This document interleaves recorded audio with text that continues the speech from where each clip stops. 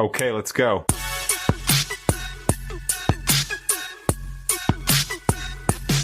Hi, friends of Coachella Valley. Jose here from the New Mindset. This is a different setting, right? We're at Rooftop 262 here in beautiful Palm Springs. It's the heart of Palm Springs. And if I'm going to be anywhere in Palm Springs, I want to have some high security with me. But the person I'm with is probably the best security you're going to get around. I have the privilege of bringing you PSPD's very own Chief Andrew Mills. Chief, thank you so much for being here. What an honor. Appreciate you inviting me and representing Palm Springs Police Department. So Fantastic. Let's have a fun time together. Yeah, absolutely. Well, Chief, I'm going to just hit you right off the bat.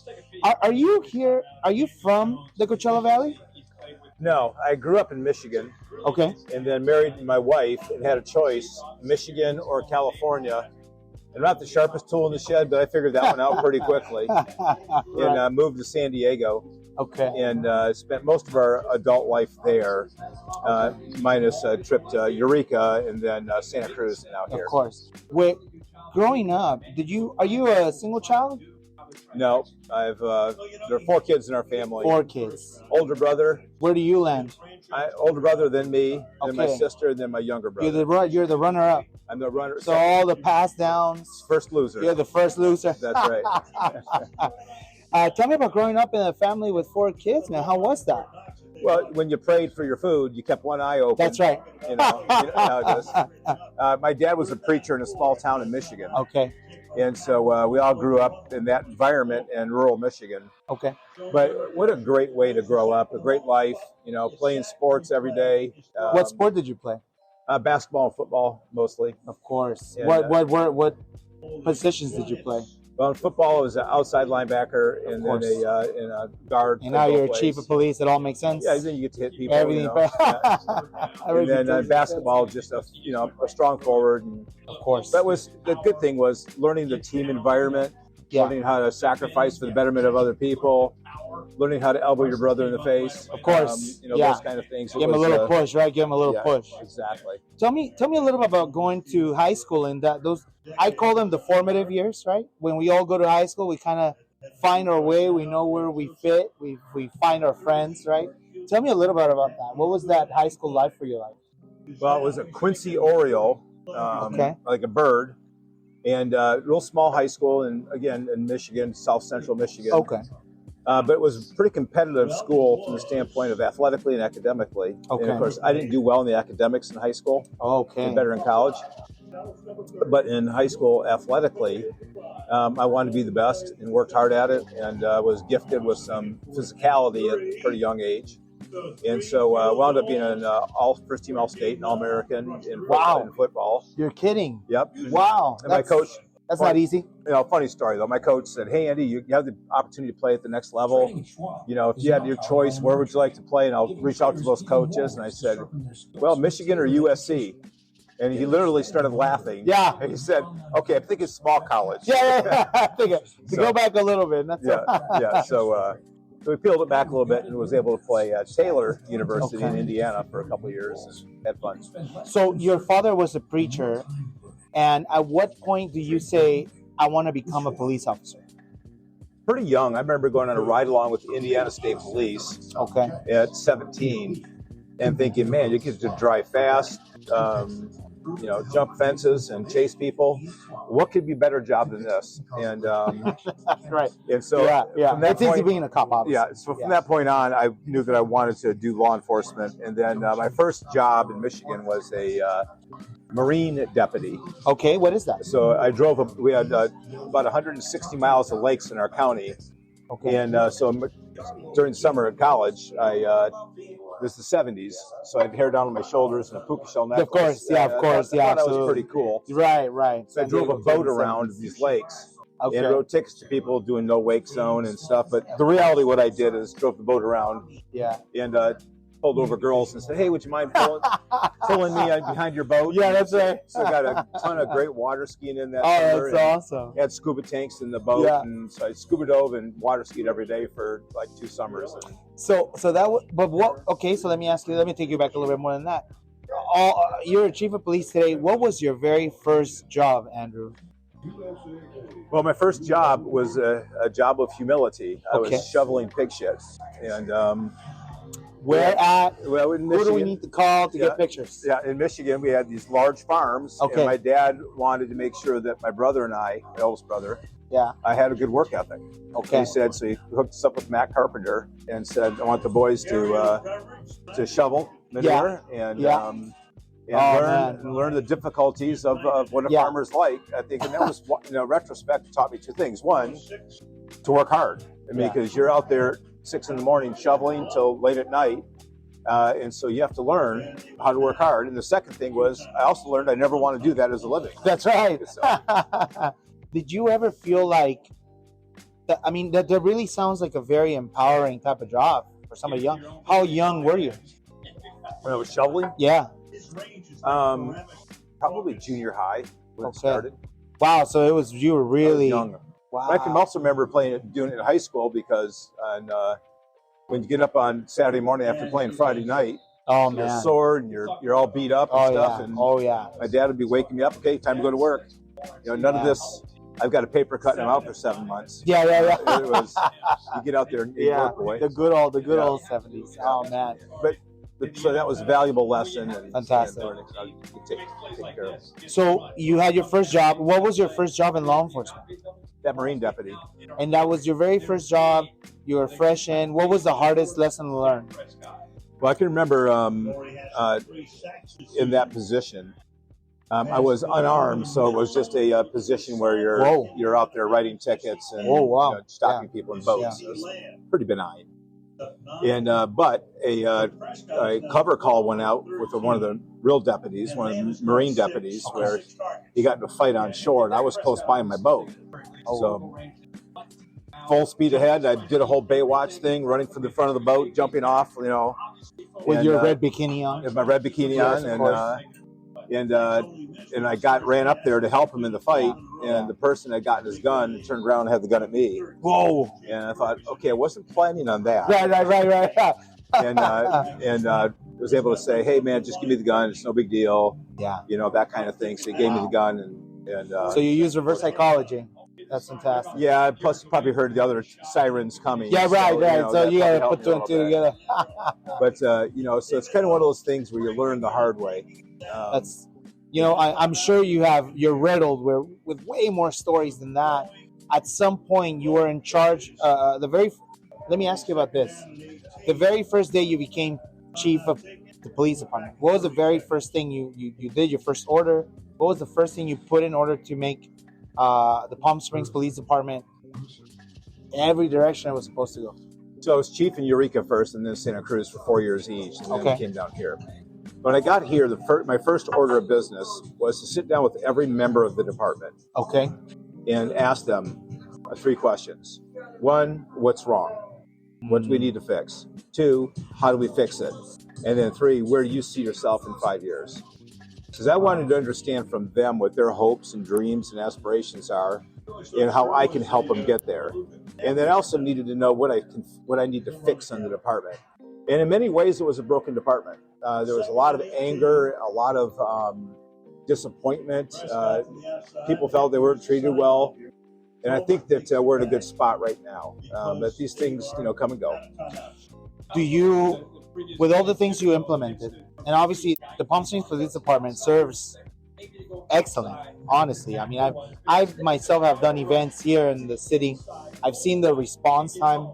I've seen the way you interact with the public. It's all under the guidance that was taught to you, obviously. Who was the chief that you learned under that you would say, hey, this is the person that taught me how to do this correctly? Well, there's an old Jewish proverb, and it says, may you be covered in the dust of your rabbi. And what it means is this: as you walk along the dirty roads of Jerusalem, that was not paved back then, right? They're not paved, yeah. And so when you had sandals on, the dirt would fly up from the guy in front of you, and you get covered in dirt. But you're learning along the way. Every time you go with that person, you're learning. My rabbi was a guy by the name of Herman Goldstein. He was the father of modern policing.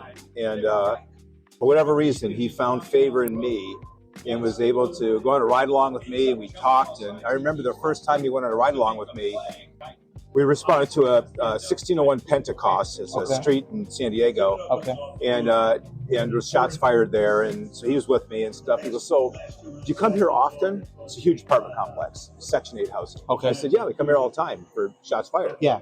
He goes, "Well, why are the shots being fired here?" I said, "Yes, well, the people are firing shots. I don't know what you want me to say, but what are the conditions underlying that allows this to take place?" So he took me from responding to every single call to looking at the bigger picture and trying to figure out how can you prevent this on the front side. And so I learned tons from Herman. To be more academic in my view of policing and to try to understand the root causes and all that. So Herman was an amazing leader to me, personally. And then as I went up through the ranks, I was the only direct report to the chief of police in San Diego, Bill Lansdowne, because I was in charge of criminal intelligence and counterterrorism. Wow. And our job was to infiltrate the cartels, to infiltrate terror groups, and try to take action against them. So I learned a lot from him, and just an old, sagey, cagey guy who knew how to politically get things done. So from a political standpoint, Bill Lansdowne was a great mentor to me. That's a great. I'm going to use this to segue into the first commercial. Great. Thank you for sharing your past. But let's cut here for a second. Let's come back, and when we come back, let's talk about what's going on today. Great. All right, let's cut to it. Are you looking for a place where great coffee meets incredible music? Welcome to Little Street Music Hall, located at 82707 Miles Avenue in Indio, California. At Little Street Music Hall, they blend the perfect cup of coffee with a stage of indie bands to shine.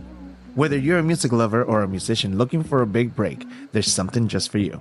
Join the community and support this vibrant venue. Little Street Music Hall provides a welcoming space for everyone to connect, unwind, and enjoy fantastic live performances. It's more than just a coffee shop, it's where your next favorite band is discovered.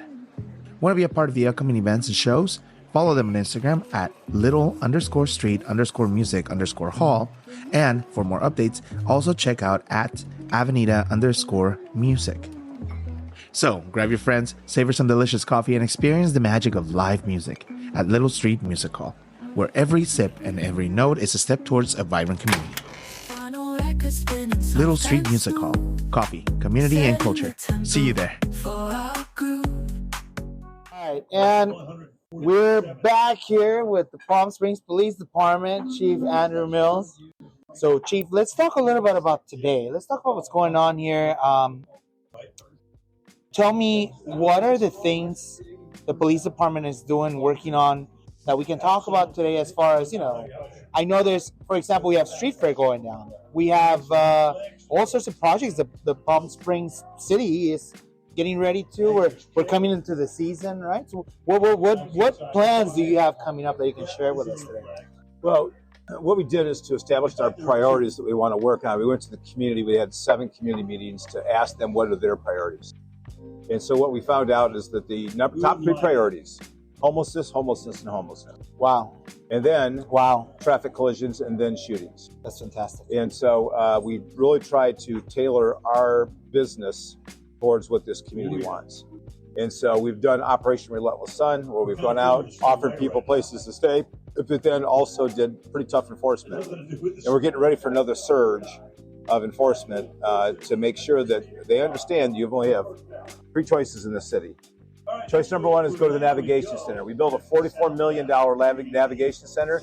Take it. We're begging you to take that. Get healthy. Option number 2 is go home wherever you're from. If you're not from here, go to your home.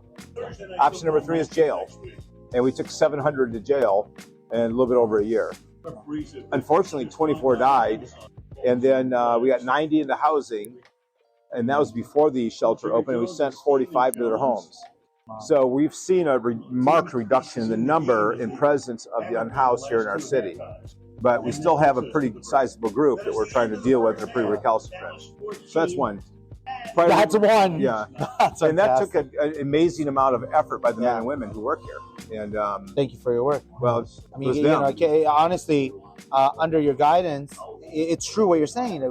We see a lot less population of the homeless people, and in any which way that you're right, you're offering solutions. problem. Well, the reality is we wouldn't allow a domesticated animal to live like some of our homeless are forced to live. Correct. So we, as a society, have to do something about it. Now, we are not the answer. I want to be clear about that. Yeah. We are here because nobody else is stepping up.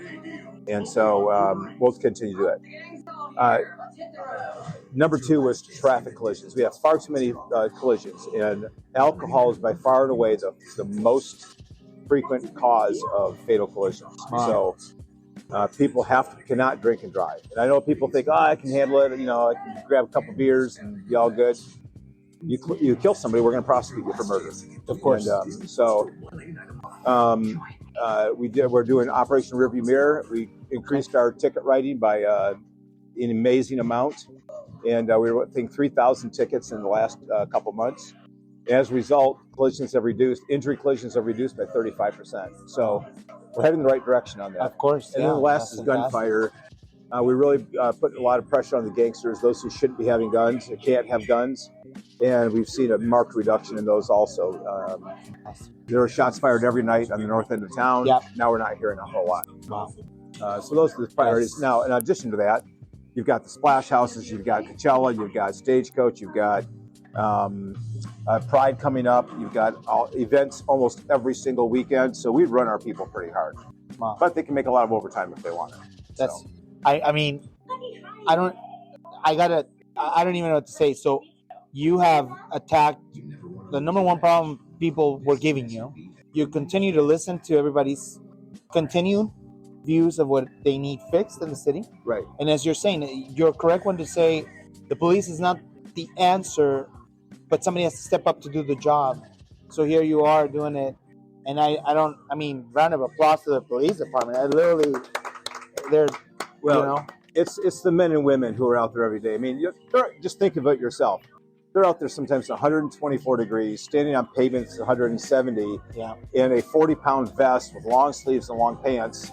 Yeah. I mean, it's difficult work. It is brutal. But I'm just so impressed with the resilience of our officers. And they don't complain and bitch about it. They just go out there and do their job. That's fantastic. And so that's amazing. That's fantastic. Well, let's cut to the next commercial. Okay. When we come back, let's talk about tomorrow. Let's talk about the future and where's the police department headed. Okay. All right, we'll be back. You know what? If you're craving a rich and vibrant flavor of traditional Mexican cuisine, look no further than Tamaleria Mi Ranchito.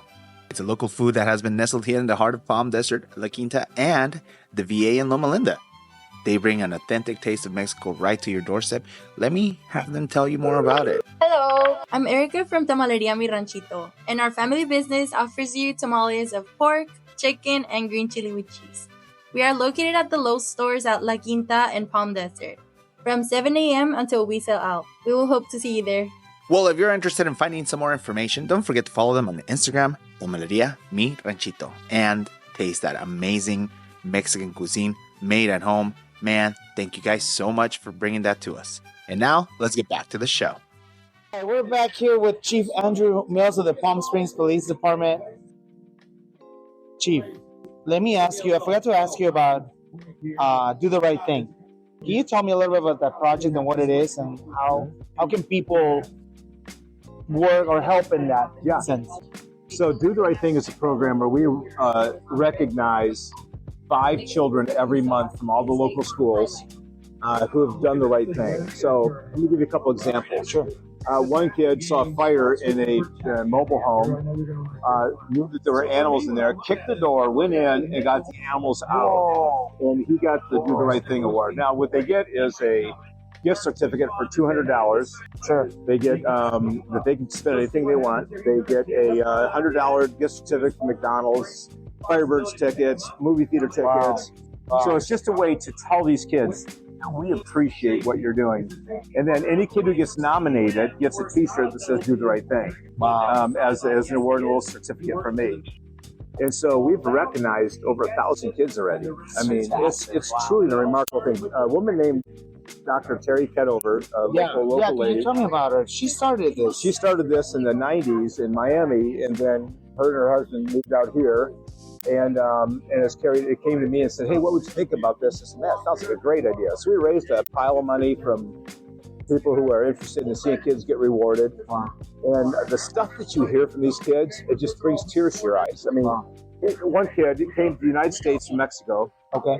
Did not know English, was struggling as a freshman. Because I couldn't imagine trying to go to school and not understanding the language. Yeah.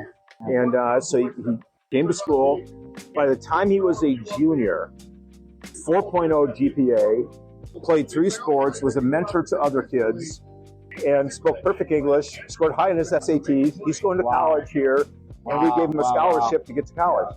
So that's the kind of stuff that we want to reward, because in this environment where everybody is just so tense over the election and the incivility and hatred towards one another, we really want to recognize kids who are civil and who are doing the right thing, and that's the whole purpose of the program. That's beautiful. So in touch with what we're going to talk about today is what's happening tomorrow with the police. When I ask you about tomorrow, I ask you tomorrow, the next 5 days, the next 10 years. Yeah. Where is your police department going in the future? So a couple things are important to recognize. That A, we're on the cutting edge in policing of technology. That sooner or later, it's going to be more important to have good technology than it is to have additional police officers. Correct. So I mean, cops are really expensive. Every 5 cops is about $1 million a year to our budget. Yeah. So we have to think differently. So one of the things we're doing is we're putting in what's called a real-time crime center. Okay. So it'll be a room like this with TVs all around it that infuse the flock cameras, which are cameras that read license plates, street cameras that read cars going by, and then people on the street, and then residential cameras, as well as CV-Link cameras, and then our drone operators. Wow. So we're flying drones. Yeah. And if you have a 911 call downtown, for instance, we can put up a drone, fly it right over top, see what the issue is. If the guy's got a gun, then we know how to assess before we even get there. It'll take our response times from sometimes a long time to seconds. Wow. And so it's huge. It's a complete game changer. And then you're fusing software with that, so we can search the dark web. So if they say, hey, the suspect is Andy Mills, we have people in there that can immediately jump on the computer and say, hey, Andy Mills is a wanted felon out of such and such. Amazing opportunities. Now, we'll see how it turns out in the long run, but we're investing in that and doing a good job. But there's a lot of other technologies coming out. So we're heading down that road. I think the other thing is for us to continue to help people, our officers, prepare for the future. So who's going to be the next lieutenant, the next captain, the next chief of police? How are we helping them to train right now to get to those positions and be successful? What does that look like? And my passion is to help them understand what this community wants, not what they want, what this community wants. Because the Black community might have a priority of some kind. The Latino community might have a different kind of priority. The gay communities have a different priority. So how do you take those, blend them all together to come up with a strategy to lead people into the future? And I think that's where we're headed. And most police departments are really struggling with getting people hired. We're almost full. And that's a remarkable effort by the people in turn. Yeah. How do you take all of the project that you're encompassing and put a time frame to it? Is there a way that you can do that? And if you can, what is your time frame for this to be a working, functioning part of the community? Well, in a capitalist society, it all takes money. Of course. And so I've got to make sure that's in our budget, work with the city council and the elected officials, as well as the city manager, to make sure that we're funding the things we need to fund and getting the resources we need to get to do these things. We also applied for a grant. We got a $4.5 million grant that's paying for this real-time crime center. So that's vital for us to do those things to continue moving forward. As far as a time frame, we don't know what AI is going to bring us. Yeah. We're using it in terms of reports and things like that, but can we have it do analysis for us? We can feed it all this data, crime data, location data, mix it with academic literature, and say, tell us the best strategy to reduce this problem at this location. Where that will take us in the future is probably going to be on my tenure, but I think it's exciting to think that we might be able to do some really special things for our community to make us safer. That's fantastic. I do hope that within your time frame, You get to see the beginning of it, which it sounds like you are, and hopefully you get to shape some of it. It sounds like you have some fantastic ideas. Yeah. The future looks right for the city of Palm Springs and the Palm Springs. Yeah, it's That's a great. fantastic. It's really an amazing city. I say, oh yeah. It's a fun place to be. We sold our San Diego house just to be here. So you're full time here? We're full time here. Of course. Yeah. Yeah, fantastic. Live right downtown, but a couple blocks. Now tell me, just to touch on this, because I again, this is your episode, so I'm just going to ask you this. You're married? Yep. You're married 45 years. Congratulations. Yep. Kids? Got 3 girls. They're all grown, 42, 40, and 34. Wow. So you're a grandpa, I'm assuming. 4 times. 4 times. So you don't have your hands full at all. Well, you know what? The kids, that's their deal. I mean, we raised our kids. You raised your kids. That's right. Yeah. But 2 of them are in Idaho. 2 of the kids are in Idaho. The grandchildren, and then 2 are in San Diego, and then the one's youngest. So you have an extended family. I believe truly that the police departments are all brothers and sisters. So you're extended family. Also, I'm sure you know everybody's first and last name. I'm sure you're very well known in the community. As I've gotten to know you, people have told me that, Chief Mills is just not Carlos Lechuga. Thank you for the rooftop location. Yeah, thanks, Carlos. Talks very highly of you. Obviously, you guys know each other very well. And the fact that you're a pillar in this community talks volumes of you. So, again, thank you for all the hard work that you and the men and women of the police department do on a day-to-day basis. Well, it's easy to do when you have people like Gus over here who has showed up on his own time just to, be part of this. But it's easy to do when you love the people you work with. Correct. And I've got a great bunch of people. That's fantastic. Well, let's do this. Let's cut to the last commercial. Okay. When we come back, there's something I had shared this story with you. I like sharing it because it's important to me. The last section of this podcast is always what I call my pearls of wisdom. As you know, you drop all the pearls of wisdom on the sand, and people go pick them up, or they don't. I shared with you that my youngest brother wanted to have this career. I've known him my life. I didn't know he wanted a career in being a DJ or anything like that. He heard an episode, shared his thoughts on it, and figured, people listen to us all over the world. Somebody's going to want to do what you do and explore the world the way you did. And maybe we have some tips on how they can become part of law enforcement or the career. Yeah? Sure. Let's get to it. We'll be right back. Attention Coachella, are you ready to transform your home with the best furniture deals in town? Well, look no further than Family Furniture, located right here in Coachella, California. At Family Furniture Store, they believe everyone deserves to live comfortably. That's why they offer unbeatable prices on all your favorite furniture pieces. And the best part is they approve any credit. What? Yes, you heard that right. Any credit. Whether you're looking for a cozy new couch, a stylish dining set, or that perfect bedroom suite, they got you covered. Visit them today at 49291 Grapefruit Boulevard in Coachella. Again, that's 49291 Grapefruit Boulevard in Coachella. And complete your home with the missing piece of furniture you've been dreaming of. Don't let this opportunity pass you by. Head on over to Family Furniture Store, where your dream home becomes a reality. Remember, with their amazing deals and credit approval for everyone, there's no reason to wait. And don't forget, Family Furniture Store is where comfort meets affordability. Now, let's get back to the show. And we're back with the last part of this podcast. Chief, again, I want to thank you for your time. Oh, yeah. I know it's so valuable, all the stuff you already do. So I'm going to ask you for just this last bit. And please take your time, You have a very important job. You were a boot. And for those people that don't know, a boot is a person that comes in green, a newbie, if you must. You're just fresh on the scene, and you're learning how this works. What would you say are steps in becoming, a chief of police or a police officer, or be part of the police department?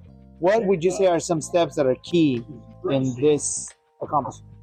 Well, first of all, there's a lot of other positions than just a police officer. That's obviously a vitally important position, and we want the best people we can get. But there's also, we have a CSI team, crime scene team. We have community service officers about doing preliminary investigations. We have animal control officers. We have training cadre. We have front office staff. So there's a ton of jobs that are available. And I would encourage anybody that's out there to get on the city's website and look at the jobs that are available, and you can get interest letters sent to you once. Just click on the box and they'll let you know when the job opens up and you can apply. That's step one, is kind of defining what you think you want to do. Step number two is if you want to be a police officer, there's a couple things you should do right now. One is get a degree. That would be helpful. It's not mandatory, but it's helpful.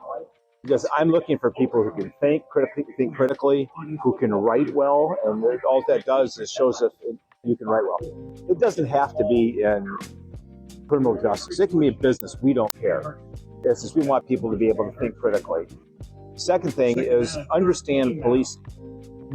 I'm constantly amazed when I do the chief's interview for new hires. What have you done to become a police officer, to think about becoming a police officer? What have you done to prepare? You look at me and go, I don't think anything. Well, why would you want to be a cop if you haven't done anything to prepare? Did you want to ride along? Did you read books? I don't care. Did you watch Starsky and Hutch on TV? Did you do freaking something? You do something, right? To show that you want to be a police officer. And then be the top physical condition. I'm amazed at how many people come and aren't really ready to go to the academy. That's a brutal 6 months. It's intense. You know. Oh man. So I want. If you don't know what caterpillar push-ups are, start working on caterpillar push-ups right now. Sure. Get all your brothers and sisters and figure it out. And then you got to keep your nose clean. For sure. What people don't understand is when we polygraph them for the job, and we polygraph everybody, we're not looking for the Virgin Mary. We're looking for someone who has life experience and maybe made some mistakes, but just own those mistakes. Because if you can't own them in the polygraph, you're not going to own them in the field. And I want people who are honest in the field. We have a little mantra: if you see it, you own it. None of this, well, I didn't see what happened there, I was looking the other way. No, you're there, you're just as guilty as the person that you're with. As far as the cop is concerned, if somebody uses excessive force, whatever. So those are things that they can do right now to get involved. If anybody's listening, this Saturday, the 28th, we're having a police open house at the police department. Oh, I heard about that. Is this the first time you're doing that? First time we're doing this. And so we're opening the entire building to people. It's your police department. You come in and take a look at what we have going in our department. And so they can come in. I don't care if they open the closets and look under my desk. But there'll be a SWAT exhibition, there'll be a K9 exhibition, a traffic collision mock-up. What else, Gus? Search and rescue demonstration. We also have the dispatch center that people can see what they do in there. Wow. There's a ton of stuff going on. And my wife even made brownies. We're there. Famous brownies. Oh, we're going to be there. Somebody note this down? Where's the event specialist, Crystal's here? That's right. Write that down. The 28th, we got to be there. Brownies. His wife made brownies. Everything else is cool. It's an open house at the police department. I never heard of that. What gave you that idea? I've done it before, and there used to be a national night out, but that wasn't really doing a lot. So we really wanted to make it personal for us. And I believe in transparency, to me, which means opening the doors to everybody. And so a lot of people will hopefully be there, and they can come and have some fun. Hey, we'll share that message. I would love to. I'll get together with Lieutenant Esparza and make sure that we can share that information through media, because that's important. I saw that on the news. I don't know where I picked it up, and I thought, wow, that is insane. We'll have Spanish speakers for the Spanish speaking crowd, and that will be at 3:00 on this Saturday. Well, guys, I mean, you heard it here first. This is I don't know what to tell you. I've never heard of a police department doing that, let alone one as well known as Palm Springs PD. That's a fantastic idea. The turnout must be great. I sure hope so. And anything that we could do to help that, I'm sure we can do that. So with all that being said, Chief, I want to thank you again for your time. I want to thank everybody that came today to do this and figure this out. This is our third, I think, live podcast. And this is a fantastic interview with a great person. Again, I don't know how to say thank you for all that you do, all your service alongside your fellow brothers and sisters and members of the police department. I think a big applause for the Palm Springs Police Department is due. And I want to say thank you once again. To all of you listening this morning, thank you for joining us. Enjoy that walker. I hope it's worth it. And for all of you listening tonight, have a great night. Thank you. Bye-bye. Nice job.